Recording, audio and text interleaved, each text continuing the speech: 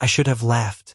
Honestly, that's what a normal person would do if they found a crumpled envelope with their name on it shoved behind the math textbooks in the dusty corner of a university library. But when I opened it and saw the handwriting slanted, desperate, trembling like it had been carved out of someone's chest instead of written with a pen, I felt my stomach plummet as if the floor had vanished beneath me. The letter began with 3 words I never expected to see. I love you. Not I like you. Not I think you're cool. Not you're kinda hot. And oh, I love you. And the strangest, most terrifying part? It was signed with nothing. No name. No initials. Just blank space. Like the writer had bared his soul and then vanished into silence. I was 21, a junior at Columbia University, trying to juggle architecture classes, a messy part-time job at a cafe in Brooklyn, and the unshakable suspicion that I was faking adulthood one unpaid bill at a time. Love letters weren't supposed to be part of my orbit. My dating history was basically 2 short-lived high school crushes that ended before prom and 1 awkward freshman year fling that collapsed the moment the guy realized I wasn't ready to be anyone's secret experiment. So why now? Why me? And God? This was the question I couldn't escape. Why did reading that anonymous confession make my chest ache like it had been waiting for those words all along? The second letter came 2 days later. This time it was in my dorm mailbox, hidden under a coupon flyer for pizza. My roommate Alex assumed it was from a girl. He smirked, whistled, teased me about my mystery girlfriend, and then left to go drink with his fraternity brothers. But the words inside weren't girlish. They weren't flowery. They weren't trying to impress. They were raw. I watch you when you don't notice. Not in a creepy way, I swear, it's just that you have this way of biting your lip when you're thinking. Like you're holding back 100 words. I wish I had the courage to hear them. I read that line 10 times. 20. The intimacy of it made me dizzy. Whoever this was, they saw me. Not the me I showed professors or my parents or the cashiers at the bodega. They noticed the tiny habits no one else did. That kind of attention felt like being touched without a hand. And so began the most dangerous obsession of my life. Finding out who was writing to me. It wasn't as simple as looking around the campus and guessing. Columbia was huge, filled with thousands of people, and New York itself made anonymity a kind of religion. The letters kept appearing, slipped into my backpack when I wasn't looking, taped discreetly under my coffee cup at work, even folded neatly into my sketchbook when I left it unattended in the studio. The words grew bolder each time. You deserve someone who looks at you like the city lights, bright, endless, and impossible to ignore. I dream of telling you face to face, but I don't want to ruin what little I have, the safety of knowing you exist. Some nights, I lay awake wondering, was it someone in my architecture program? Someone who watched me through the haze of stress and late nights at the drafting tables? Or was it someone outside? A stranger who knew just enough about me to infiltrate my days without being caught? Then there was the third possibility, the one I tried to bury but couldn't. What if it was someone I already cared about? It happened one Thursday evening in late September. The air had that restless New York energy, the kind that made the skyscrapers glow sharper against the twilight. I was working in the studio, surrounded by crumpled tracing paper and empty coffee cups, when my phone buzzed with a message from Ethan. Ethan was complicated. He was in my architecture history class, a blonde-haired, sharp-jawed kid from California who always wore flannel shirts rolled up to the elbows, as if he was auditioning for some indie film. He wasn't loud, but his presence filled a room. When he laughed, it was this unguarded, warm sound that made people look over just to share in it. He had friends, but he never seemed fully rooted in any group. And every time his blue-gray eyes flicked toward me during lectures, I felt pinned, studied, as if he was sketching me in his mind. His text was short. Still in studio? Coffee? I didn't think much of it at first. Ethan and I had grabbed coffee before, both as classmates and as people who simply didn't want to drown in assignments alone. But when he slid into the chair across from me an hour later, his hair wind-tossed, his smile crooked, something shifted. He pulled out his notebook, and for the briefest moment, I swore I saw something tucked inside. The same slanted handwriting I'd memorized from the letters. My pulse spiked. I must have stared too long, because Ethan tilted his head, amused. What? Nothing, I said too quickly, shoving my pencil back into motion. But the suspicion had already planted itself, rooting deep in my mind. That night, after Ethan left, I found another letter in my sketchbook. The timing was impossible to ignore. You looked so tired tonight. I wanted to reach across the table and touch your hand, tell you that you're not alone. But instead I stayed silent. Maybe one day I'll be brave.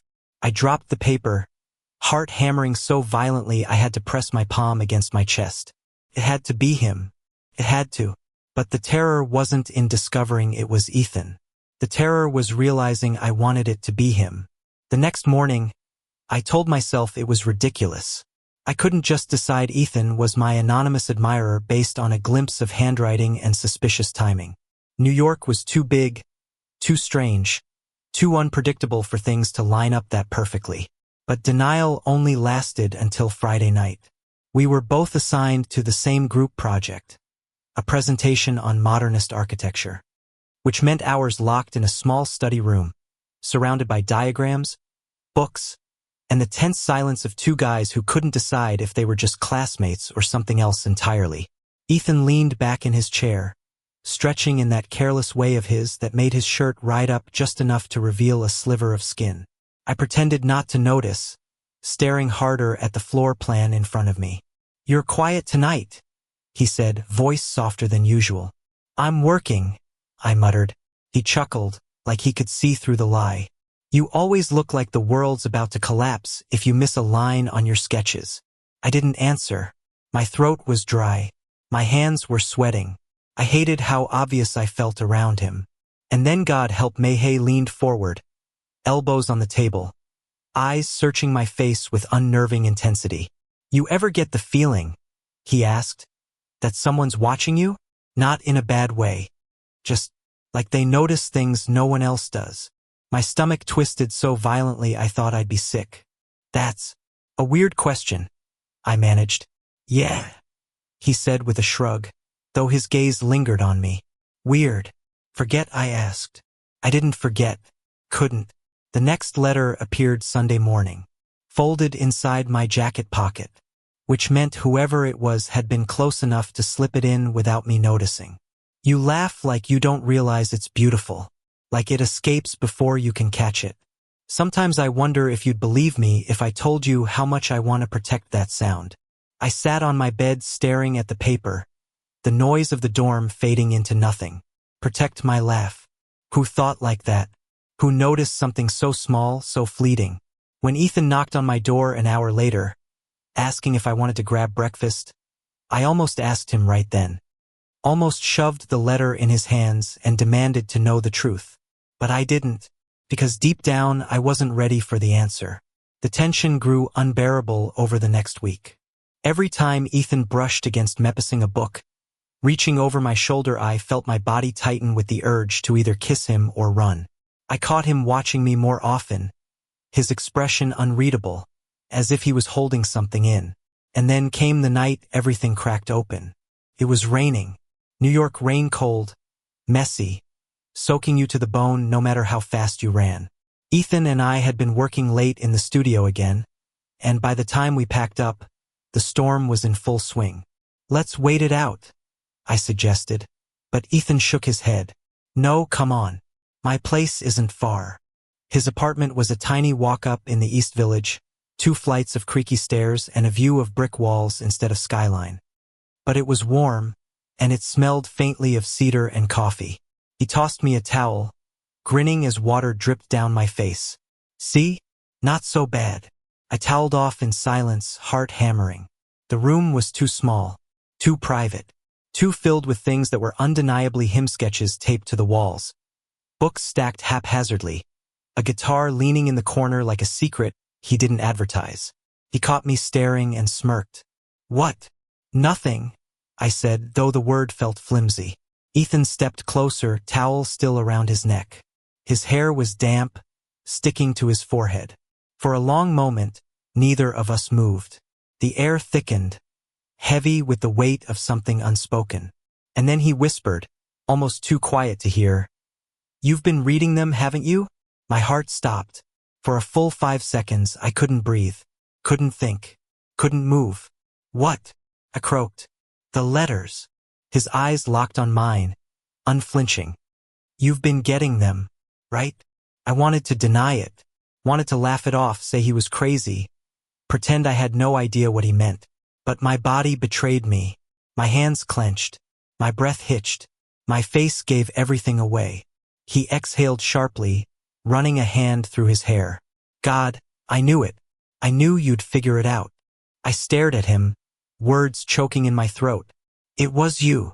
Yes, he said. No hesitation. No apology. Just the truth, naked and terrifying between us. The room spun. You've been, my voice cracked. Ethan. Why didn't you just say something? His expression flickered with something raw. Fear, maybe. Or longing. Because you're not like everyone else. You don't look at me the way they do. I couldn't risk losing that. I sank onto his couch, clutching the towel like it was the only thing tethering me to reality. My chest ached, my pulse a storm. You could have told me, I whispered. I wanted to, he admitted. Every day. But then I'd see you, and you'd smile, or you'd concentrate so hard on your work, and I'd lose my nerve. So I wrote instead. It was the only way I could. Survive it. His voice cracked on the last words, and for the first time, I realized how much pain had been hiding behind his easy smiles. Silence stretched between us, filled only by the sound of rain against the window. Finally, I said the only thing I could. Do you have any idea how insane this is? He laughed once, humorless. Completely. But that doesn't change how I feel. And before I could respond, he reached out, fingers brushing mine. The contact was small, barely there, but it burned like fire. I don't want to scare you, he said softly. If you tell me to stop, I'll stop. But I need you to know it's real. Every word, every letter. It's you. My throat tightened. Tears stung my eyes, uninvited. Because the truth was, I wanted this. I wanted him. I'd wanted him for longer than I admitted, even to myself. But the fear of being hurt, of being exposed, of wanting something that might shatter me was louder. I don't know if I can do this, I whispered. Then don't decide tonight, he said, voice steady, though his hand trembled where it touched mine. Just stay. That's all I'm asking. Stay. And against every defense I'd built, I did. I stayed. That night, I lay awake on Ethan's couch, the storm outside echoing the chaos inside me. He slept in his room, door cracked just enough for light to spill into the hallway. I could hear his breathing slow, steady, grounding. I thought of every letter, every word he'd written, each one now alive in his voice, his eyes, his trembling hands. I thought of how terrified he must have been, burying himself in ink because he couldn't risk rejection face to face. And I thought of myself, clutching those papers like lifelines, aching with a desire I refused to name. By the time dawn seeped through the curtains, I knew nothing would ever be the same. The morning after I stayed at Ethan's apartment, I expected everything to be different. That he would look at me with a grin that said we've crossed a line, or that I would panic, bolt out the door, and pretend the night hadn't happened. But instead it was ordinary.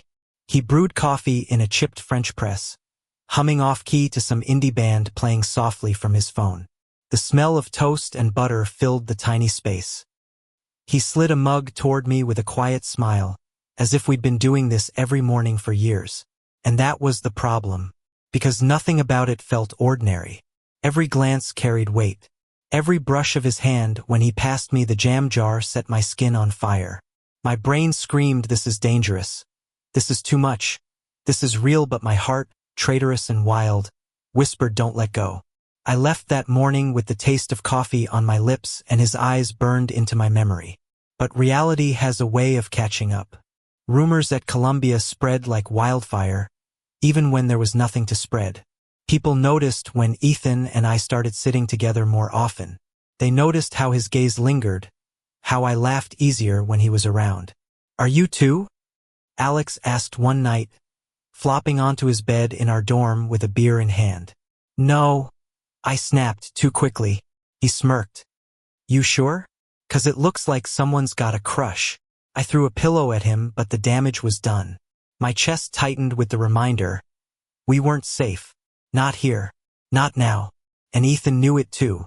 I saw it in the way his jaw tensed whenever people stared, in how he hesitated before touching my shoulder in public, his hand hovering like he wanted to but couldn't. We were living in a secret, and secrets always rot. The breaking point came 2 weeks later. We were in the studio again, papers scattered across the table, the city night glowing beyond the windows. I was exhausted, frayed, barely holding myself together. Ethan reached over, steadying my hand when my pencil slipped. Don't, I hissed, jerking away. He froze. What? Don't touch me. Not here.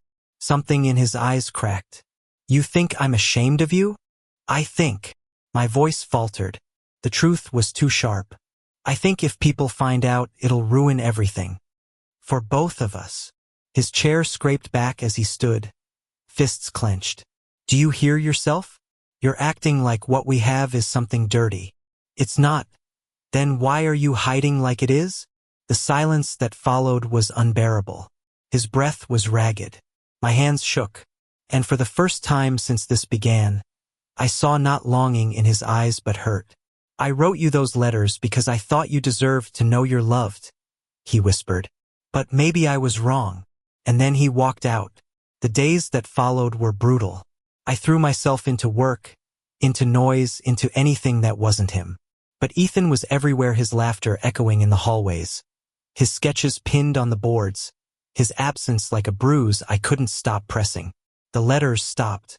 I hadn't realized how much they had become part of me until the silence swallowed me whole.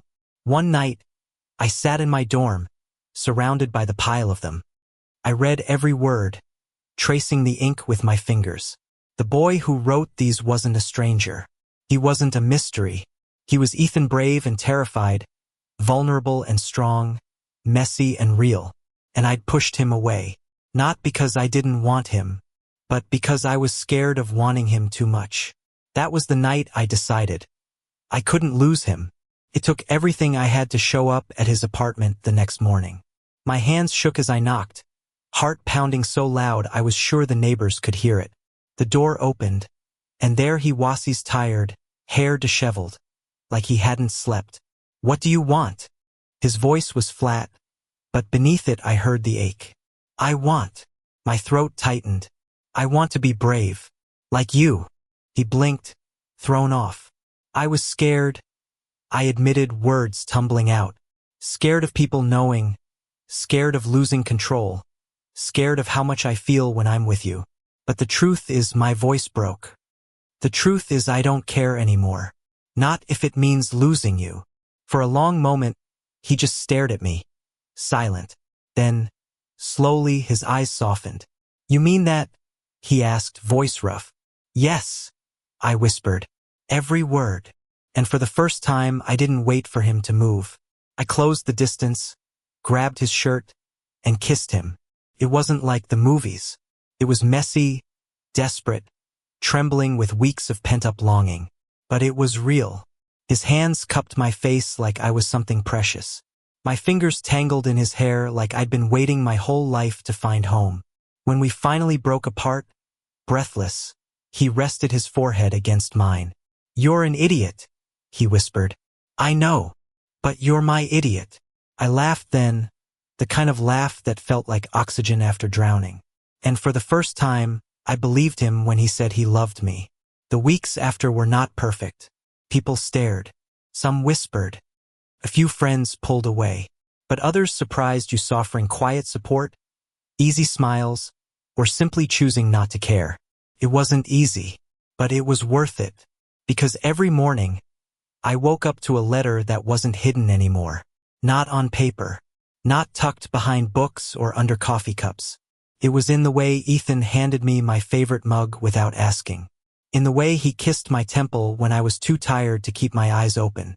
In the way he said my name like it was the safest place in the world. The letters had ended, but the story they began was just starting. One night, months later, we sat on the roof of his apartment building, watching the city lights blur into constellations. You know, I said, if you just told me from the beginning, we could have saved ourselves a lot of drama. He grinned, leaning back on his elbows. Yeah, but then we wouldn't have the story to tell. Our story, I corrected, threading my fingers through his. He squeezed my hand, his smile softening. Our story. And with the city humming beneath us, and his warmth beside me, I knew whatever came next, I wasn't afraid anymore. Because sometimes the bravest thing you can do is love out loud. Thank you for listening.